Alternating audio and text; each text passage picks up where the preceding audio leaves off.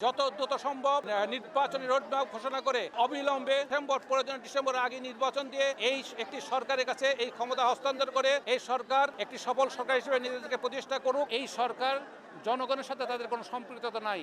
জনগণের সাথে যদি একটি সম্পৃক্ত সরকার আসে, সেটার জন্য নির্বাচন দরকার।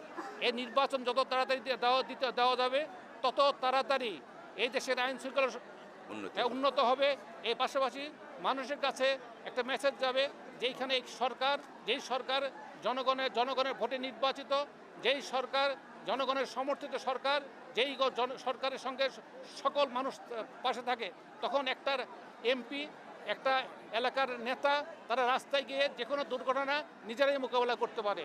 পাশাপাশি আইন শৃঙ্খলা বাহিনী তারা সাহস পায় যে এখানে একটি রাজনৈতিক সরকার আছে, যারা এই আইন শৃঙ্খলা পরিস্থিতির মোকাবেলার জন্য তাদের আন্তরিক প্রচেষ্টা আছে।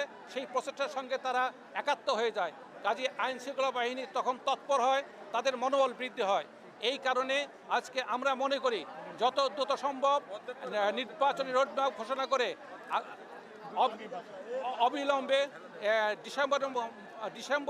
ডিসেম্বরের আগে নির্বাচন দিয়ে এই একটি সরকারের কাছে এই ক্ষমতা হস্তান্তর করে এই সরকার একটি সফল সরকার হিসেবে নিজেদেরকে প্রতিষ্ঠা করুক, যাতে মানুষ মনে রাখে যে এই সরকারের মধ্য দিয়ে আগস্ট বিপ্লবের মধ্য দিয়ে যেই সরকারের পতন হয়েছে, সেই পতনের পরে একটি নির্বাচন সরকারের কাছে তারা নিরপেক্ষ ভোটের মাধ্যমে ক্ষমতা হস্তান্তর করতে পেরেছে।